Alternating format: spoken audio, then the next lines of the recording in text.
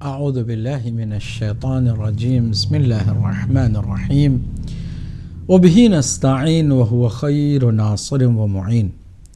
الحمد لله رب العالمين وصلى الله على سيدنا سيد الأنبياء والمرسلين حبيب إله العالمين أبي الزهراء محمد وأهل بيته الطيبين الطاهرين المعصومين.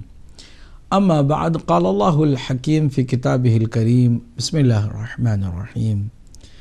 يا بني آدم خذوا زينتكم عند كل مسجد وكلوا واشربوا ولا تسرفوا إنه لا يحب المسرفين.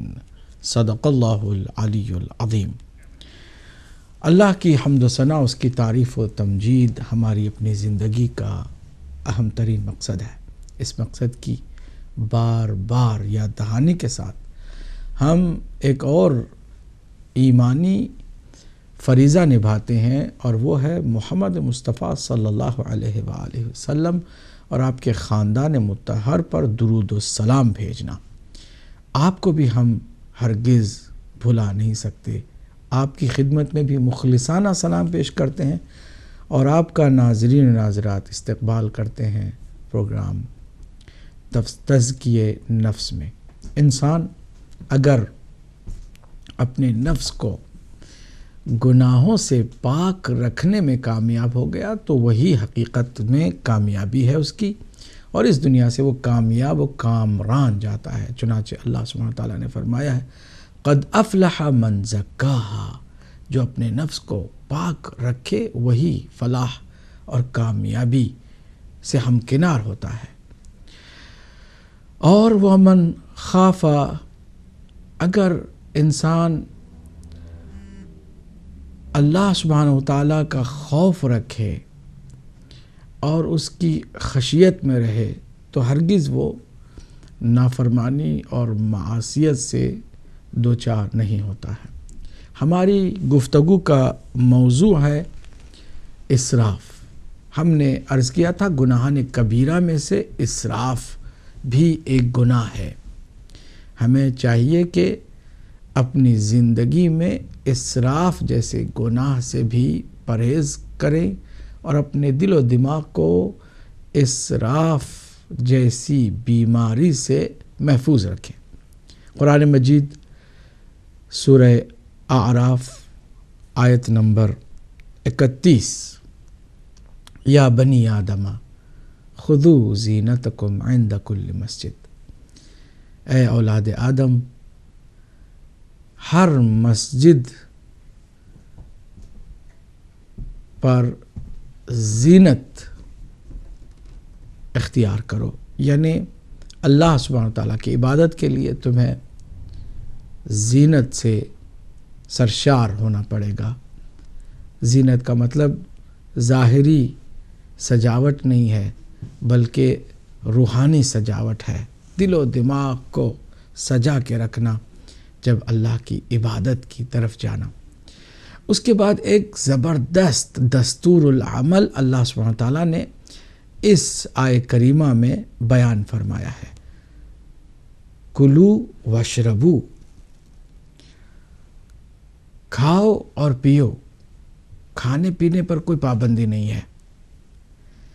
اللہ سبحانہ وتعالیٰ نے کبھی بھی انسانوں کو کھانے پینے سے نہیں روکا ہے بلکہ حکم دیا ہے کھاؤ پیو، لیکن یاد رکھو ولا تسرفو، اسراف نہ کرو. انہ لا یحب المسرفین، کہ بے شک اللہ سبحانہ وتعالیٰ اسراف کرنے والوں کو پسند نہیں فرماتا ہے.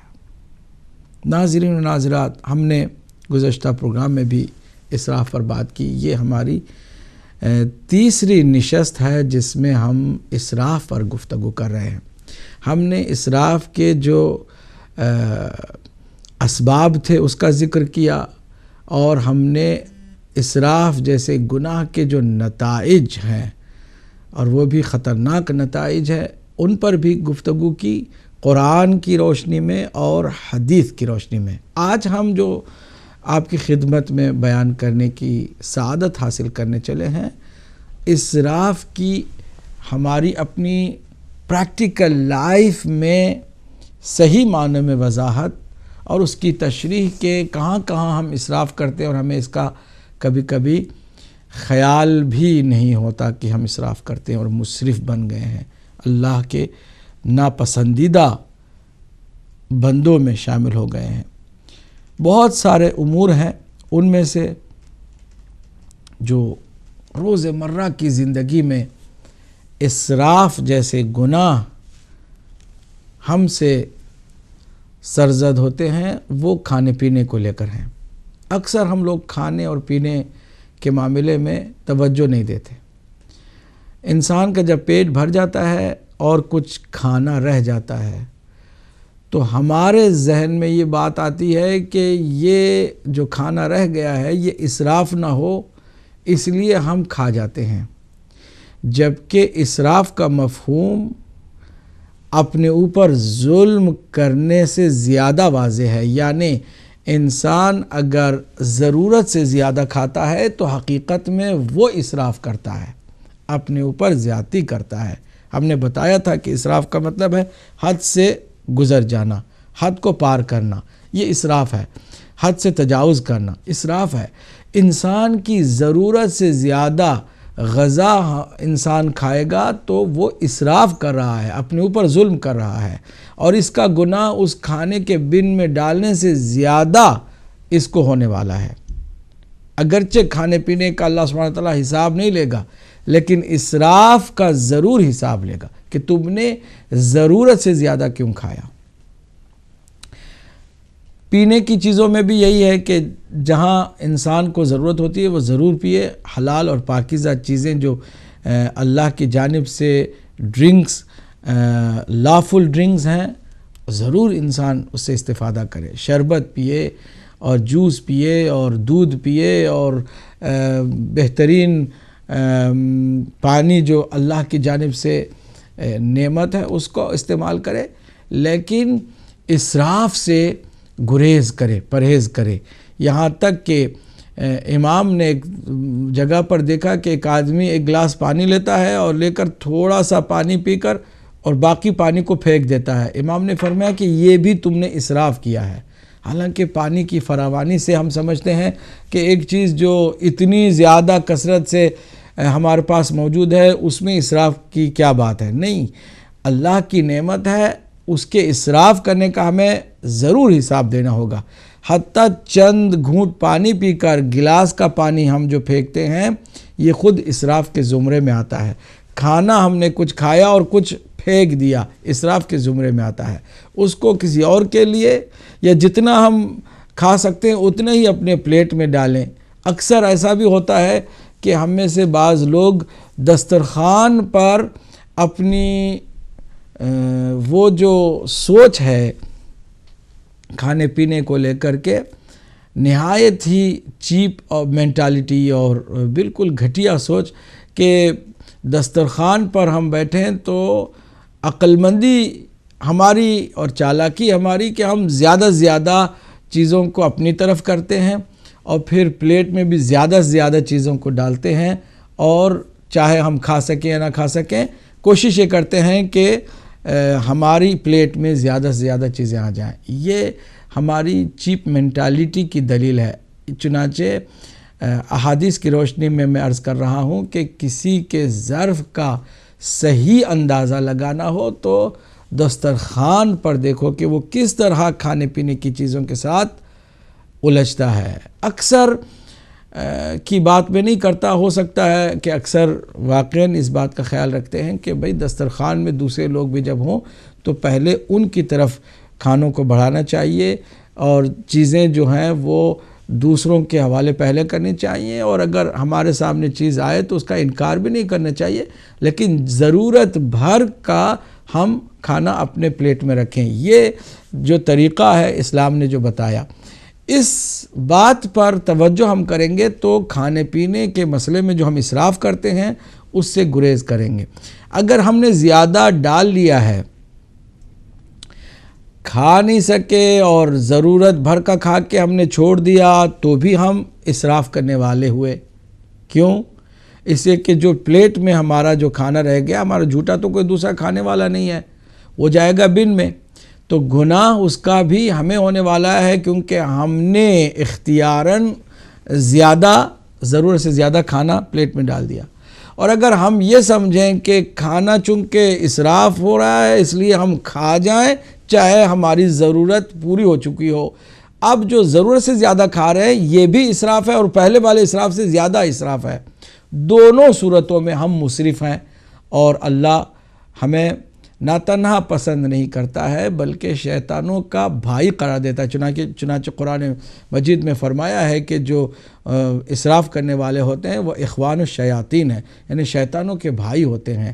اصل میں اس طرح کا جو اللہ کی جانب سے اعلان ہے ہم سب کو جھنجھوڑنے کے لیے کافی ہے کہ اللہ تو ہمیں ناپسند فرماتا ہے، دوسری طرف شیطان کے ہم بھائی ہو جاتے ہیں اسراف کرتے ہیں۔ تو دسترخوان پر جب ہم بیٹھے ہیں تو کوشش کریں کہ جتنی ضرورت ہے، بلکہ اگر تھوڑا سا کم ہی ہم نے لیا اور پھر ضرورت پڑ گئی تو پھر مزید ہم لے سکتے ہیں، کوئی حرج اس میں نہیں ہے، لیکن پہلے ہی مرحلے میں ہم نے پہلے ہی راؤنڈ میں زیادہ سے زیادہ لے لیا، اس کے بعد ہم نہ کھا سکے تو وہ بھی اسراف ہے، اور کھا جائے زبردستی تو وہ پہلے والے اسراف سے زیادہ خطرناک اسراف ہے۔ دونوں صورتوں میں ہم اللہ کے مبغوض بندوں میں شامل ہو جاتے ہیں۔ ناظرین، ایک اور اہم بات آپ کی خدمت میں عرض کروں، وہ یہ ہے کہ نقصان دہ چیزوں کا کھانا بھی اسراف ہے۔ تعریف کیا ہے اسراف کی؟ حد سے گزر جانے کو، حد پار کرنے کو اسراف کہتے ہیں۔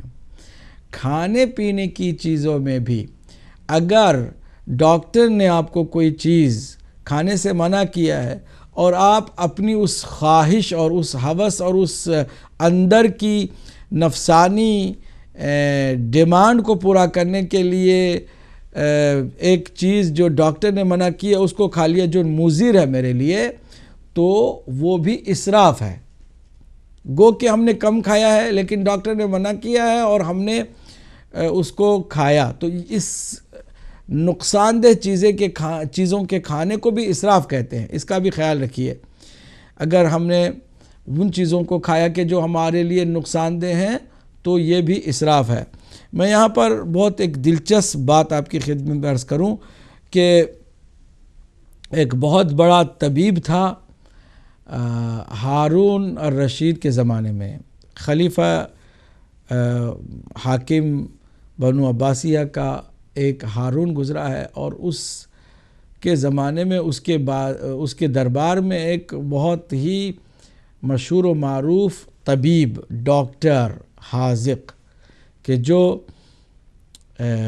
بدن کے علم سے زیادہ واقف ہے اور ہیلتھی ایشوز پر اس کو کافی مہارت حاصل ہے اور وہ ایکسپرٹ بھی ہے۔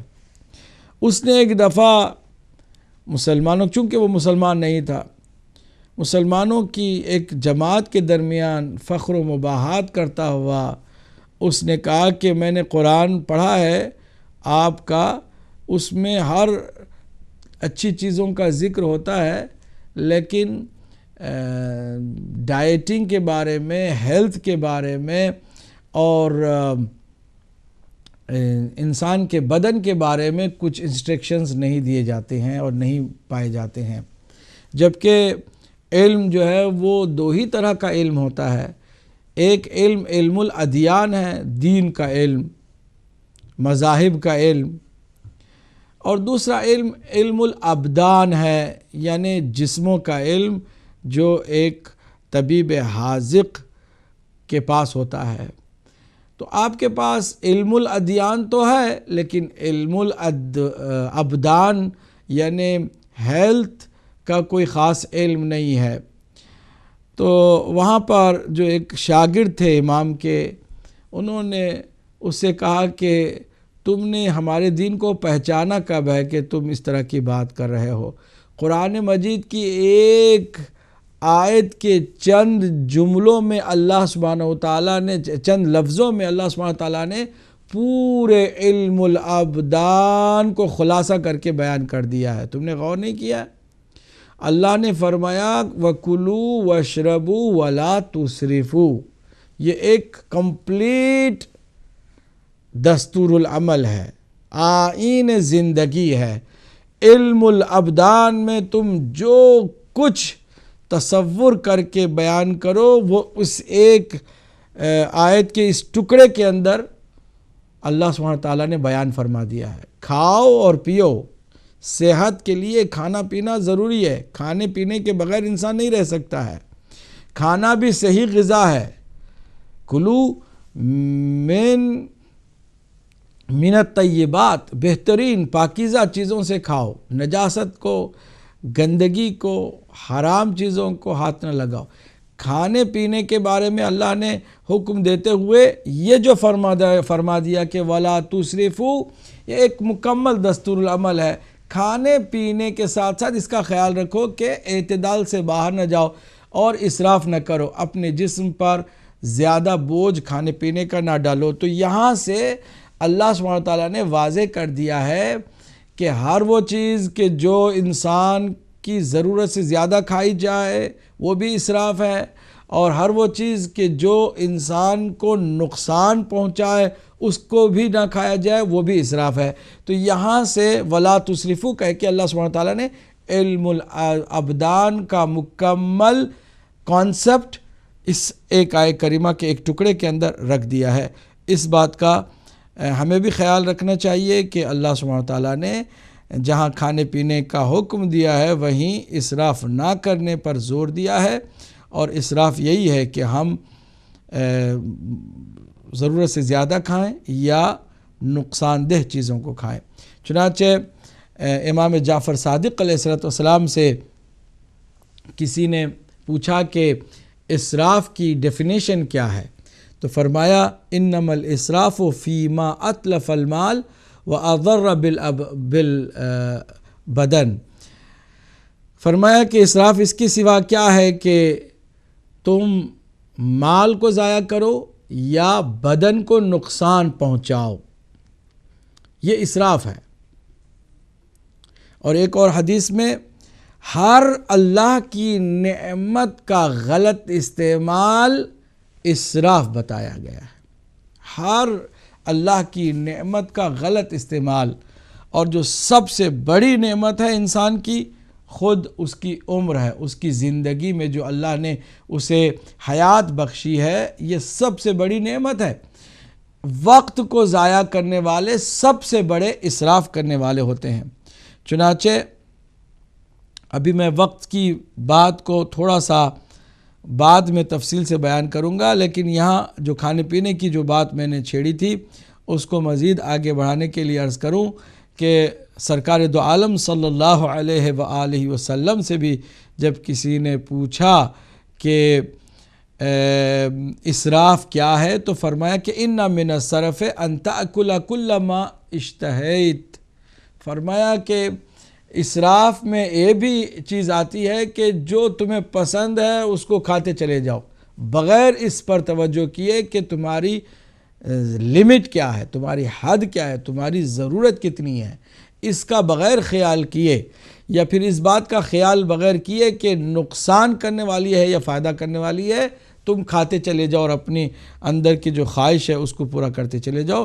یہ اسراف میں سے ایک بہت اہم اسراف کا مفہوم ہے جو اس سے ظاہر ہوتا ہے۔